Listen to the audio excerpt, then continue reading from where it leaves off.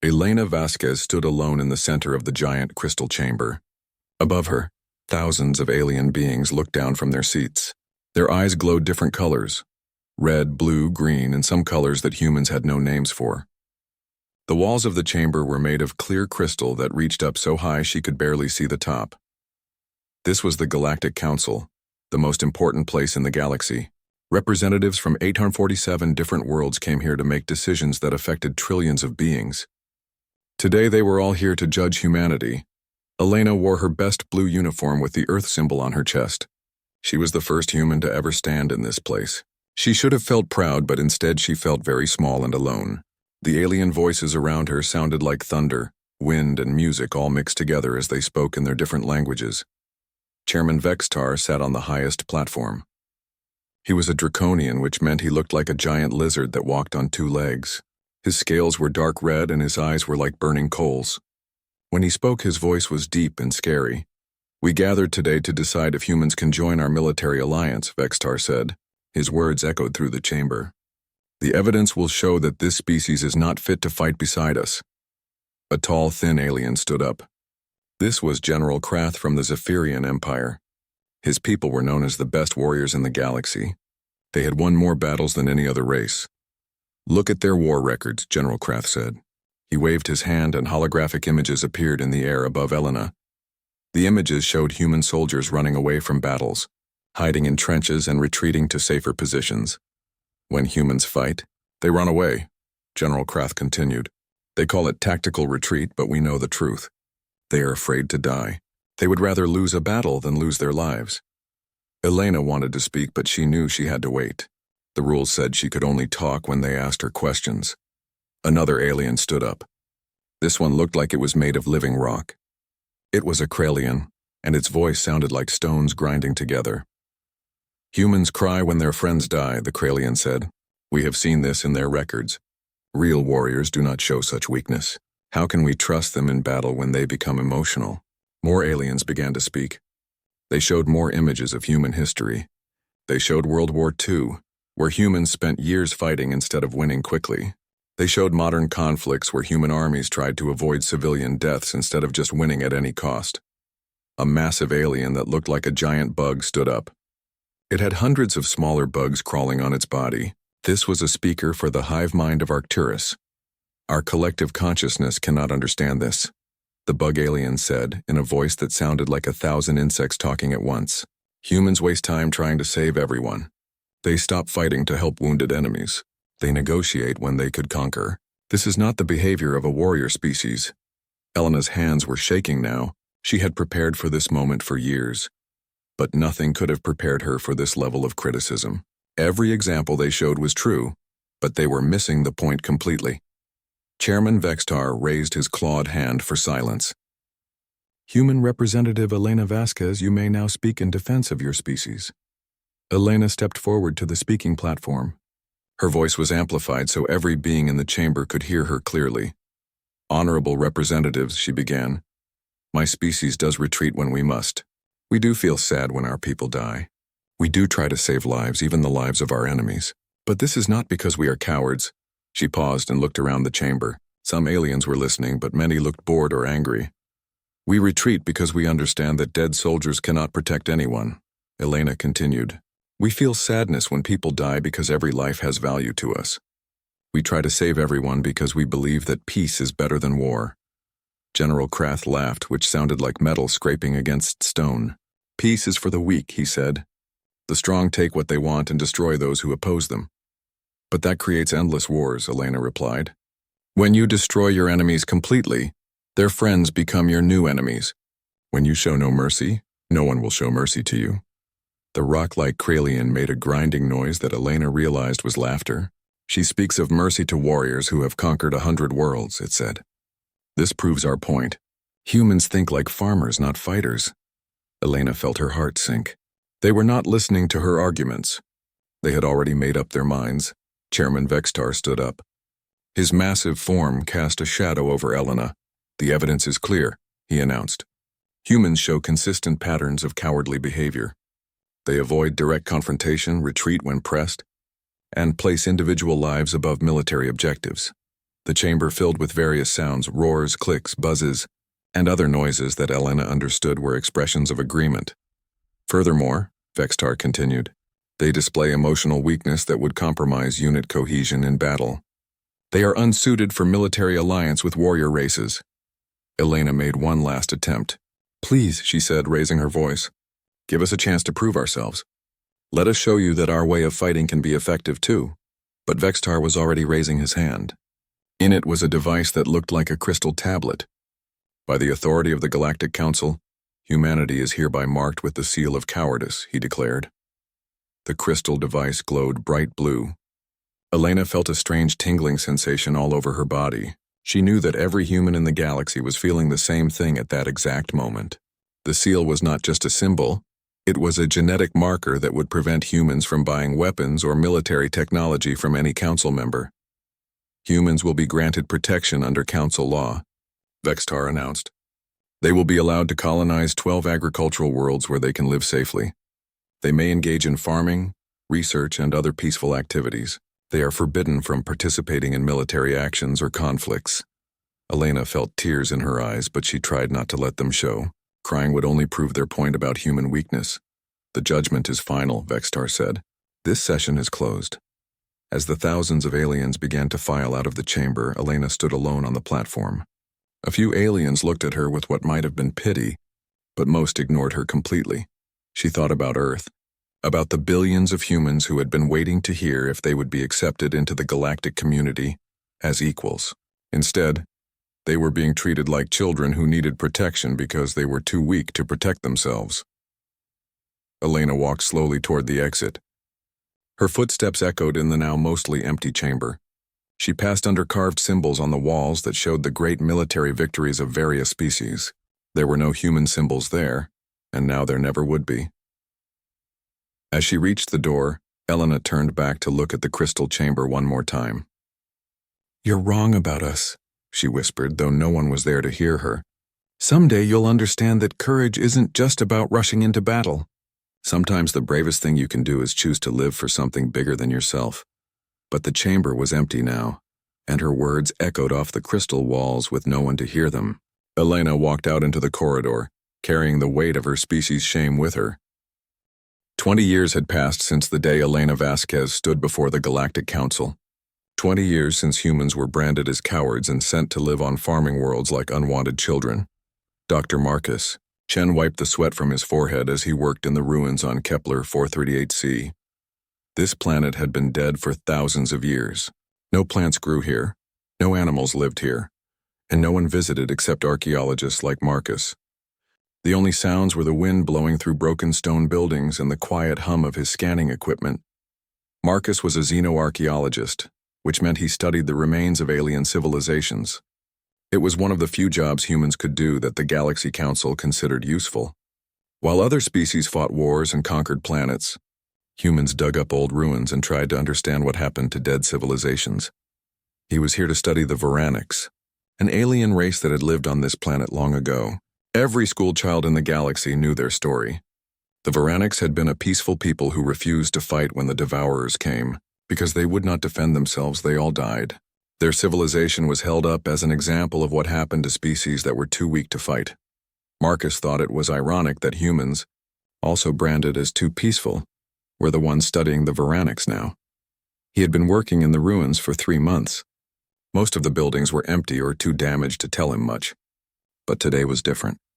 His scanners had detected something deep underground, a chamber that might still be intact. It took him 2 hours to clear away enough rubble to reach the chamber. When he finally broke through, his flashlight revealed walls covered in strange symbols.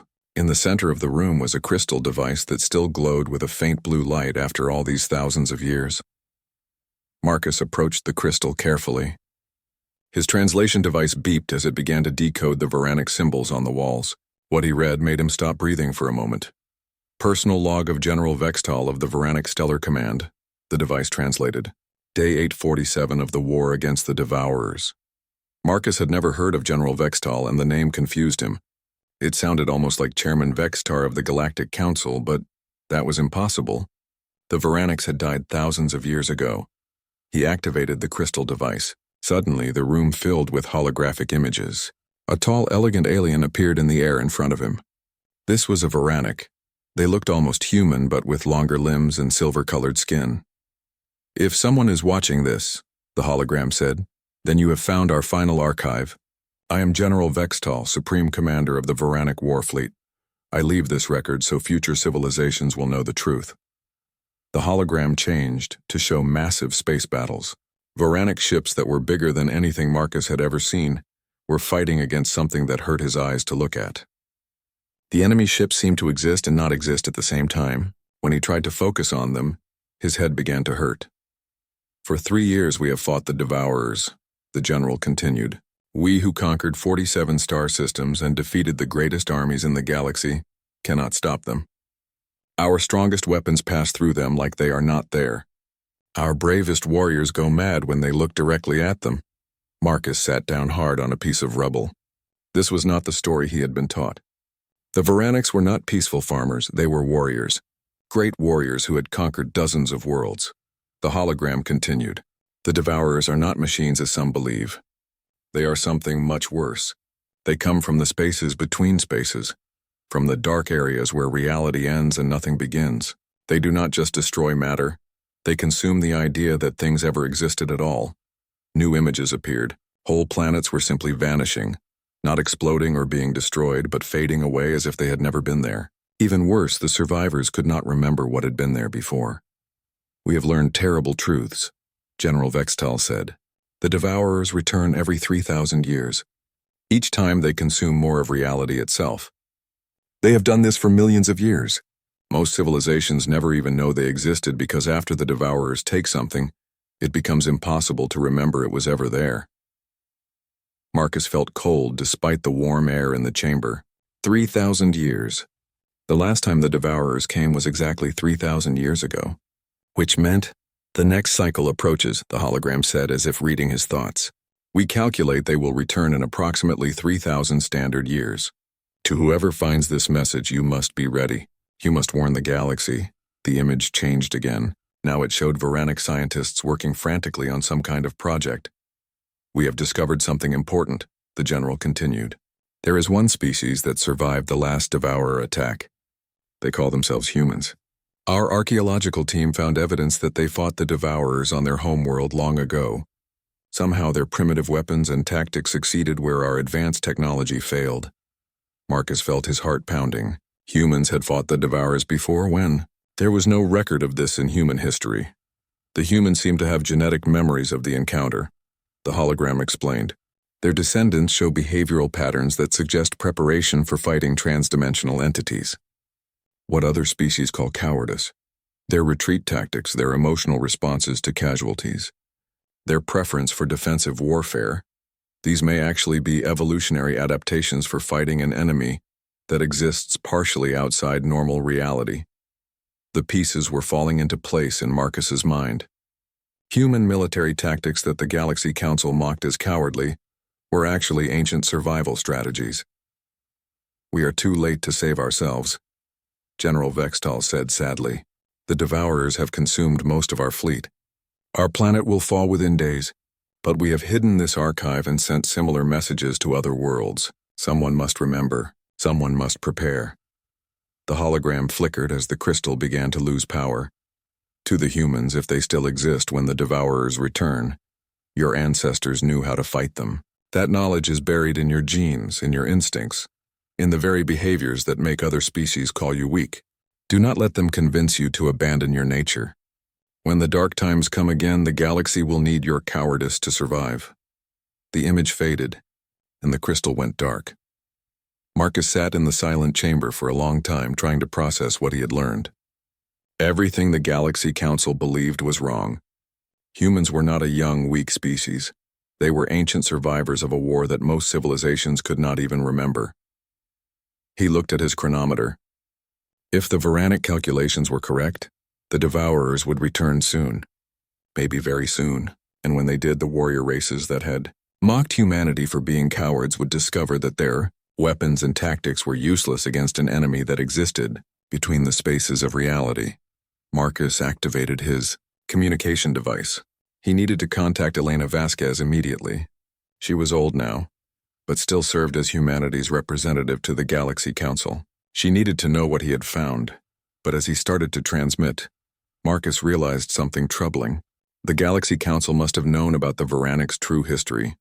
They had access to far more archaeological data than he did, which meant they had deliberately hidden this information. The question was why? Why would they want other species to believe the Veranics died because they were too peaceful to fight? Why would they want everyone to think the Devourers were just machines? Marcus looked around the chamber one more time. On the walls he could see symbols that his translator had not decoded yet. As he examined them more closely, he realized they were not Veranic symbols at all. They were much older, from a different species entirely. With growing excitement and fear, Marcus began scanning the older symbols. When his device finally translated them, he almost dropped it. Warning to all species, the ancient text read, "The Devourers have returned. We are the Zephyrians. We are the mightiest warriors in the galaxy. We cannot stop them. Only the humans remember how to fight the dark between spaces. Find the humans. Trust the humans. The cowards are your only hope." Marcus realized that the current Zephyrian Empire, the ones who had called humans cowards at the Council, were not the same Zephyrians who had written this message. These were their descendants, and they had forgotten their own history just like everyone else. The Devourers did not just destroy civilizations, they made it impossible for anyone to remember that those civilizations had ever existed. The only reason this archive survived was because it was hidden so well that even the Devourers had not found it. Marcus packed up his equipment quickly. He needed to get this information to Elena and to Earth's government as soon as possible. The galaxy was going to need humanity's help very soon, whether they wanted to admit it or not. Captain Sarah Okafor was drinking her morning coffee when the stars started disappearing. She stood on the bridge of the human research vessel Endurance, looking out at the beautiful view of space through the main window. The ship was orbiting a small moon where her crew was studying ancient rock formations. It was quiet, peaceful work, the kind of thing humans were allowed to do now. Sarah had been born after the Council's judgment, so she had never known a time when humans were considered equals in the galaxy. She commanded a research ship, not a warship, because humans were not allowed to have warships. "Captain," called Lieutenant Torres from the navigation station. "I'm getting some strange readings from the Andromeda sector." Sarah walked over to look at the display screen. It showed a map of nearby star systems with each star represented by a small glowing dot. But something was wrong with the map. Several dots that had been there yesterday were gone. "Run a diagnostic on the sensors," Sarah ordered. "Maybe we have a malfunction." Torres worked at his controls for several minutes. "Sensors are working fine, Captain." "The stars really are missing." Sarah frowned. Stars did not just disappear. They could explode and become black holes, or they could burn out over billions of years, but they did not vanish overnight. "Send a message to the research station on Europa 7, she said. "Ask them if they can confirm what we're seeing." While they waited for a response, Sarah's communication officer received an urgent message from Galaxy Council headquarters. The message was marked with the highest priority code Sarah had ever seen. "Captain," the communications officer said, "Council Command is reporting that 17 star systems have gone dark in the past 24 hours. They're sending military fleets to investigate." Sarah felt a cold feeling in her stomach. She remembered the stories her grandmother used to tell her about the old days, before humans were marked as cowards. Her grandmother had fought in several wars and always said that when strange things started happening in space, it usually meant something very bad was coming. Over the next few hours, more reports came in. 34 star systems were now missing. Trading ships that tried to travel through those areas found nothing, not empty space, but absolute emptiness. The ship's instruments could not even detect that anything had ever been there. Sarah ordered her ship to return to the nearest council outpost. As they traveled, she watched the news reports coming in from across the galaxy. The warrior races were mobilizing their fleets. The Draconian Empire alone was sending 10,000 warships to investigate the disturbances. Chairman Vextar appeared on news broadcasts, looking as confident and strong as ever. "The Council will not tolerate any threat to galactic peace," he declared. "Whatever is causing these disturbances will be destroyed by our superior military forces." Sarah wished she could feel as confident as the chairman sounded. But something about this situation reminded her of stories her grandmother had told about fighting enemies that could not be defeated with normal weapons. 3 days later, Sarah was docked at Nexus Station when the first reports came back from the Draconian strike force. The news was not good. Fleet Admiral Corax appeared on the communication screen, but he looked very different from the proud warrior who had led the strike force. His scales had turned pale and his eyes seemed unable to focus on anything. We found them," he said in a shaking voice. "The things that are taking the stars. They're not machines. I cannot describe them. When you look at them, your mind tries to forget they exist even while you're seeing them." The transmission flickered and became unclear. "We lost the entire 3rd Squadron," Admiral Corax continued. "They didn't explode or get destroyed. They just stopped being there. The other ships in the squadron can't remember that the 3rd Squadron ever existed, but our computer records still show they were part of our fleet." Sarah felt her blood turn cold. This sounded exactly like the stories from her grandmother's time. "We're retreating," Admiral Corax said. "I never thought I would say those words, but we cannot fight something that makes itself impossible to remember. Our greatest warriors are going mad just from looking at these entities. We need... The transmission ended suddenly. Within hours, panic spread throughout the galaxy. The mighty Draconian Empire, which had never retreated from any battle, was pulling back all of its fleets. The Zephyrian military, famous for their aggressive tactics, refused to send ships to investigate the disturbances. Sarah watched the news reports in her ship's mess hall along with her crew. Species that had been enemies for centuries were suddenly cooperating, united by their fear of this unknown threat. "What do you think they are, Captain?" asked Dr. Martinez, the ship's chief scientist. Sarah thought about her grandmother's stories, about enemies that existed in the spaces between normal reality. "I think they're something our ancestors knew about," she said quietly. Her crew looked at her with confusion. Humans were supposed to be a young species with a short history. How could their ancestors have known about something that the ancient warrior races had never encountered? That evening, Sarah received an encrypted message from Earth. It was from Elena Vasquez, now very old, but still serving as humanity's representative to the Council. The message was brief. "Come to Earth immediately. Bring your ship and crew. We have learned something important." Sarah set course for Earth right away. During the journey, she noticed something strange happening to her crew. Several of them reported having vivid dreams about fighting impossible enemies. Others said they felt like they were remembering things that had never happened to them. Dr. Martinez came to her with the strangest report of all. "Captain," he said, "I ran some tests on the crew's brain activity. Everyone is showing unusual neural patterns. It's like dormant parts of their brains are starting to activate." When Sarah arrived at Earth, she found the planet in a state of controlled chaos. People everywhere were having the same strange dreams and memories. Scientists were working around the clock to understand what was happening. Elena Vasquez, now 87 years old, met Sarah at the spaceport. Despite her age, Elena's eyes were sharp and determined. "Captain Okafor," Elena said, "I have something to show you. Dr. Chen discovered it in some ancient ruins. It explains everything: why we were called cowards, why we think differently from other species, and what we're really facing now." Elena led Sarah to a secure facility where Dr. Marcus Chen was waiting with a holographic projector. The man looked exhausted but excited. "Captain," Dr. Chen said, "what I'm about to show you will change how you think about human history. We are not a young species.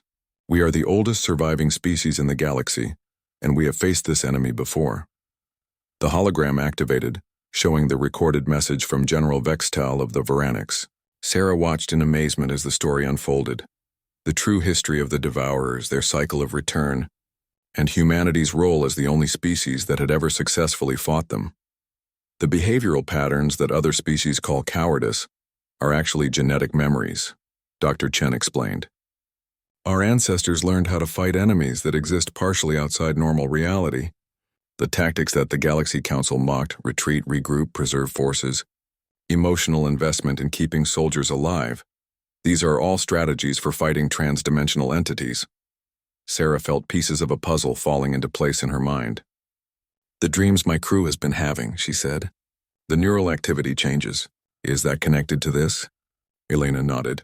When the Devourers get close, dormant genetic sequences in human DNA begin to activate. It's painful and dangerous, but those who survive the activation gain the ability to perceive and interact with transdimensional threats. As if to prove her point, alarms began sounding throughout the facility. A technician ran up to them with an urgent report. "The Devourers have been detected entering the outer rim of our solar system," he said. "They'll reach the agricultural colonies within hours." Elena looked at Sarah with eyes that had seen too much history. "Captain, your grandmother was right to tell you those old stories. Now it's time to see if humans still remember how to fight the darkness between spaces." Sarah felt something stirring deep inside her mind. Memories that were not her own. Knowledge that came from somewhere beyond her personal experience. For the first time since the Galaxy Council had branded humans as cowards, she understood that humanity had a destiny that was much larger and more important than anyone had imagined. "What do you need me to do?" Sarah asked. Elena smiled. "Get your ship ready for a fight that other species cannot even understand. And prepare to show the galaxy that sometimes the greatest courage comes from being willing to retreat, regroup, and sacrifice glory for survival." Outside the facility, emergency broadcasts were announcing that Council fleets from across the galaxy were retreating from the Devourer advance. For the first time in galactic history, all the great warrior races were running away from an enemy. But on Earth, humans were doing something different. They were remembering. Elena Vasquez walked slowly into the Galactic Council chamber for the second time in her life. But this time, everything was different. The proud alien representatives who had once looked down on her with scorn were now huddled in their seats, speaking in frightened whispers. Many seats were empty. Entire species had fled to the far corners of the galaxy rather than face the approaching threat. Chairman Vextar still sat on his high platform, but he looked nothing like the confident leader who had branded humanity with cowardice 20 years ago. His red scales had faded to a dull brown, and his burning eyes now looked tired and afraid. Elena was not alone this time.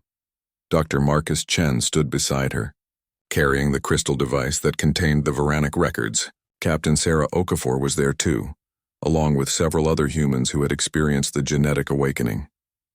"Honored representatives," Elena began, her voice carrying clearly through the chamber. "You called us here because your greatest warriors cannot fight the Devourers. You want our help, but first you need to understand what we really are." She nodded to Dr. Chen, who activated the holographic projector. The chamber filled with images from the Veranic archives, the true history of the Devourers and their cycle of return. "Humans are not a young species," Elena continued as the images played. "We are the oldest.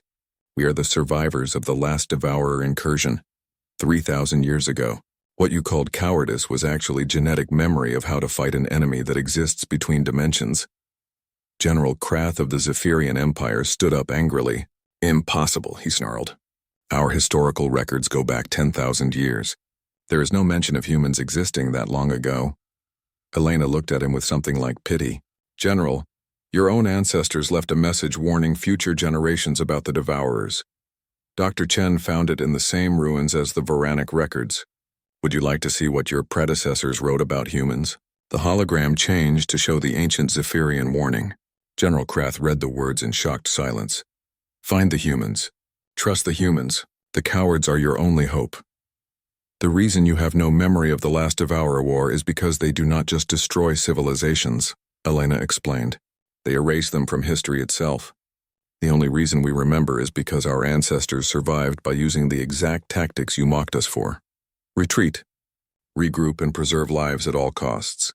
Chairman Vextar finally spoke, his voice barely above a whisper.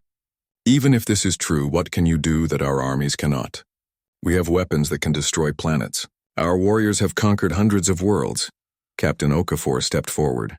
"With respect, Chairman, your weapons and warriors are useless against the Devourers. You cannot shoot something that exists in the spaces between reality. You cannot conquer something that makes you forget it exists." As if to prove her point, emergency sirens began wailing throughout the station. A communications officer rushed up to Chairman Vexistar with an urgent message. "Sir," the officer said, "the Devourers have reached the Haven 7 colony. All contact has been lost." Elena felt her heart sink. Haven 7 was one of the human agricultural worlds, home to 50,000 people. If the Devourers had reached it, those people were probably already gone. But then something unexpected happened. Another message came through the communication system.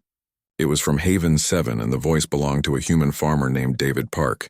"This is Haven 7 colony," David's voice said. "We are under attack by the entities, but we are holding them off. I repeat, we are successfully defending against the Devourer assault." The entire council chamber fell silent. For the first time in galactic history, someone had successfully fought the Devourers. "How is this possible?" Chairman Vextar asked. Elena smiled. "Because our people are awakening. The genetic sequences that helped our ancestors survive are activating again." She gestured to the humans standing with her. Captain Okafor's eyes had begun to glow with a faint blue light. Dr. Chen could see things that were not quite there, shadows moving in corners where nothing existed. Other humans throughout the chamber were showing similar changes. "The activation is painful," Elena explained. "Many do not survive it. But those who do gain the ability to perceive and interact with transdimensional entities. We can see the Devourers clearly, even when they try to make themselves impossible to remember." On Haven 7, the battle was unlike anything in recorded galactic history. The human colonists had formed defensive circles around their settlements. They did not charge at the Devourers with weapons blazing like traditional warriors would have. Instead, they used tactics that looked like cowardice to outside observers. When a Devourer approached, the humans would retreat in precise patterns, always staying just far enough away to avoid direct contact. They worked together in small groups, with each person watching the others for signs of madness or memory loss.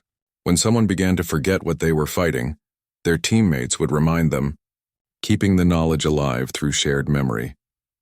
Most importantly, they used their awakened abilities to redirect the Devourers' attacks. Instead of trying to destroy the entities, they guided them back into the empty spaces between dimensions where they belonged. Reports of the battle reached the council chamber throughout the day. The alien representatives watched in amazement as humans accomplished what their greatest armies could not. But the victory came at a terrible cost. Nearly half of Haven 7's population died during the genetic awakening process. The survivors were forever changed, able to see and interact with reality in ways that normal humans could not. As evening fell, Elena received a personal message from David Park on Haven 7. His voice was tired but triumphant. "Ms. Vasquez," he said, "we did it. The Devourers are retreating from our world. But I need you to know we remember everything now. The last war, our ancestors' sacrifices, the real reason we were scattered to farming worlds, it was not punishment. It was preparation." Elena felt tears running down her cheeks. After 20 years of shame and exile, humanity was finally understanding its true purpose. Chairman Vextar approached Elena's platform. For the first time in his life, the proud draconian leader knelt before another being. "Ambassador Vasquez," he said, his voice full of humility, "the Galaxy Council was wrong. We judged your species by our own standards, not understanding that you were shaped by forces we could not comprehend. We ask, no, we beg, for your forgiveness and your help." Elena looked down at the being who had once called her people cowards. "We will help," she said simply. "But this time we lead the fight. This time the galaxy learns to fight like humans, with retreat as a tactic, not a shame. With preservation of life as the highest priority, with the understanding that sometimes the greatest courage is knowing when to step back and regroup." General Krath stood up, his warrior pride clearly struggling with the new reality. "You ask us to fight like cowards," he said. Captain Okafor turned to face him, her blue glowing eyes looking directly into his. "No, General. We ask you to fight like survivors. There is a difference." Around the chamber, other humans were experiencing the awakening. Their genetics were responding to the presence of the Devourers, unlocking abilities that had been dormant for 3,000 years. Some cried out in pain as their minds expanded to perceive new dimensions of reality.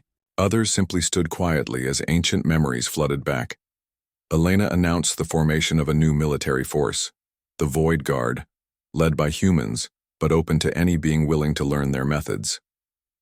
Traditional weapons would be useless, but those who could adapt to human tactics might survive the war that was coming. The Devourers are not just attacking random systems, Elena explained to the Council. They are following a pattern, consuming reality itself in a specific sequence. We have perhaps weeks before they reach the core worlds of the galaxy. Every species that wants to survive needs to learn to fight like we do. Chairman Vextar nodded solemnly. The mark of cowardice will be removed from all humans immediately, he announced. In its place, you will bear the seal of the Void Guard, protectors of reality itself. As the council session ended and representatives hurried back to their homeworlds, Elena stood alone in the chamber where she had once been humiliated. But now she was not thinking about the past. She was thinking about the war ahead and the sacrifices that would be required. Her people had been called cowards for 20 years. Soon the galaxy would learn that sometimes cowards are the only ones brave enough to save everyone else. The war for reality began 3 weeks after Elena Vasquez's second appearance before the Galactic Council. It was unlike any war that had ever been fought. Captain Sarah Okafor stood on the bridge of her ship, the Endurance, but it looked nothing like a research vessel anymore. Human engineers had modified it with technology that other species could not understand, devices that worked with thought and memory rather than energy and matter. Around her, beings from dozens of different species worked side by side. Most were struggling to learn human tactics. A proud draconian warrior named Korax was practicing retreat maneuvers, something he had never done in 300 years of military service. 2 Zephyrian soldiers were learning to work together as a team instead of competing for individual glory. Captain, called Dr. Martinez from his station, we're detecting a major Devourer incursion near the Centauri system. At least 50 entities, Sarah nodded. 50 Devourers could consume an entire star system in hours. Before the awakening, that would have meant certain death for everyone in the area. Now it was just another day's work for the Void Guard. Signal the fleet, Sarah ordered. Formation Delta 7. Remember, we're not trying to destroy them. We're trying to guide them back where they belong. The human fleet was small compared to the massive armadas that the warrior races usually deployed. Only 30 ships, each one carrying mixed crews of humans and aliens. But these ships could do something that no traditional military force could accomplish. They could fight in the spaces between dimensions. As they approached the battle zone, Sarah felt the familiar sensation of reality becoming thin around them. The awakened humans on her crew guided the ship through spaces that existed between normal space, moving through dimensions that had no names. The Devourers were waiting for them. To normal vision, they would have been invisible or impossible to look at directly, but the awakened humans could see them clearly. Massive entities that existed in multiple dimensions at once, consuming not just matter but the very idea that things had ever existed. Begin the containment pattern, Sarah ordered. The human ship spread out in a formation that looked random to outside observers but made perfect sense to those who understood trans-dimensional warfare. They did not fire weapons at the Devourers. Instead, they used their awakened abilities to create barriers in the spaces between spaces, guiding the entities away from inhabited systems. It was dangerous work. 3 ships were lost when their crews could not maintain the mental barriers needed to survive in trans-dimensional space. The survivors would mourn their lost friends later, but for now they had to focus on the mission. General Krath was serving on one of the other ships, still struggling to understand human tactics. Through the communication system, Sarah could hear him arguing with his human advisor. "This makes no sense," Krath growled. "We are running away from the enemy instead of destroying them. How is this a victory?" The human advisor, a former farmer named Lisa Chen, replied patiently. "General, you cannot destroy something that exists partially outside reality, but you can convince it to go back where it came from. Think of it like herding livestock, not hunting prey." It took 6 hours, but eventually the last Devourer was guided back into the void between dimensions. The Centauri system was saved, and most importantly, everyone would still remember it existed. Sarah allowed herself a moment of satisfaction. This was the 15th successful mission for the Void Guard. They were getting better at working together, learning to combine human insight with alien determination. But the war was far from over. Intelligence reports suggested that the Devourers were preparing for a massive assault on the galaxy's core worlds. If they succeeded in consuming the major population centers, billions of beings would simply cease to exist. Elena Vasquez, now serving as Supreme Commander of the Void Guard, called a meeting of all unit leaders. She appeared on screens throughout the fleet looking tired but determined. "My friends," Elena began, We have learned that the Devourers are gathering near the galactic core. Our scouts report thousands of entities, more than we have ever faced at one time. They are preparing to consume the heart of our galaxy. Captain Okafor felt her stomach tighten. Thousands of Devourers working together could erase entire sectors from existence. We have one chance to stop them, Elena continued, but it will require the greatest sacrifice any of us have ever made. We must seal the breach between dimensions that allows them to enter our reality.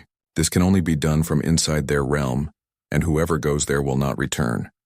The communication channels fell silent as the implications sank in. Someone would have to pilot a ship into the space between spaces and close the dimensional rift from the inside. It would be a suicide mission. Captain Okafor did not hesitate. I volunteer, she said. Immediately, dozens of other voices joined hers.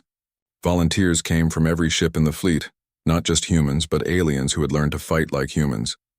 They understood now that sometimes the greatest courage was being willing to sacrifice yourself for others.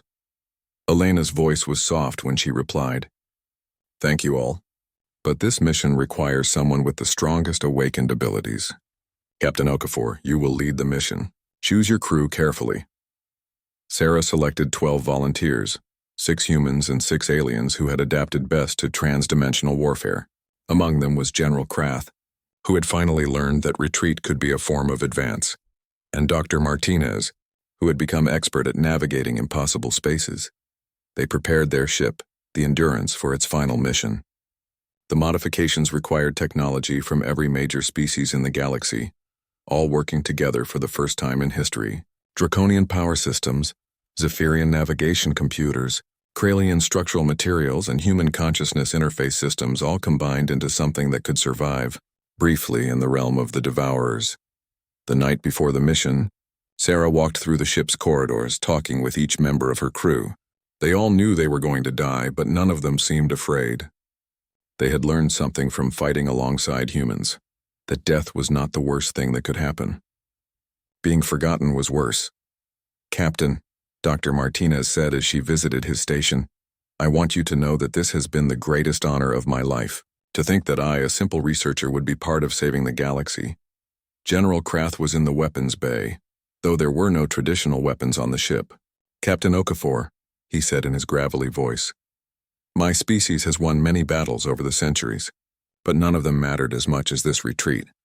The final battle began at dawn. The human fleet escorted the Endurance to the edge of normal space, where reality became thin, and the Devourers waited. Sarah could see them through the ship's dimensional sensors. Thousands of entities gathered around a massive rift in the fabric of existence. This is it, Sarah announced to her crew. Remember, we are not trying to fight them. We are trying to get to the rift and close it. Stay focused on the mission, not on what you see around you. The Endurance slipped into transdimensional space, moving through the realm of the Devourers. Sarah's awakened senses allowed her to navigate the impossible geometry of their domain. But it was still terrifying. Reality worked differently here. Time moved backward and forward at random. Up and down had no meaning. The very act of existing required constant effort of will. The Devourers noticed them immediately, but they seemed confused by the ship's purpose.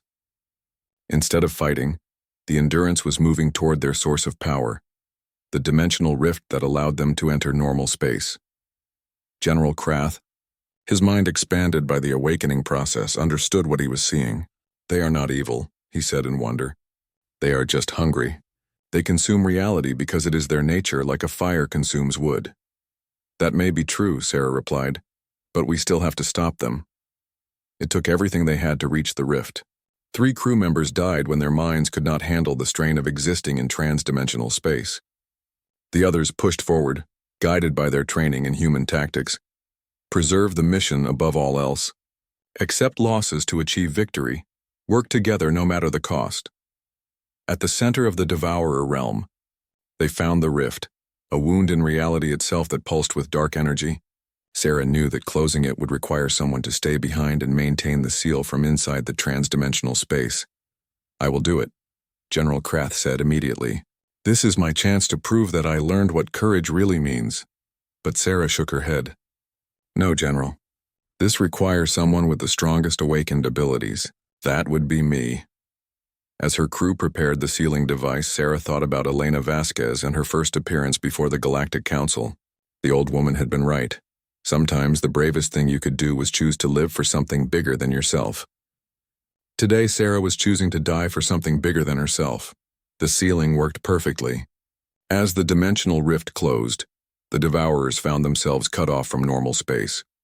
They could no longer consume reality, and slowly they began to fade back into the void where they belonged.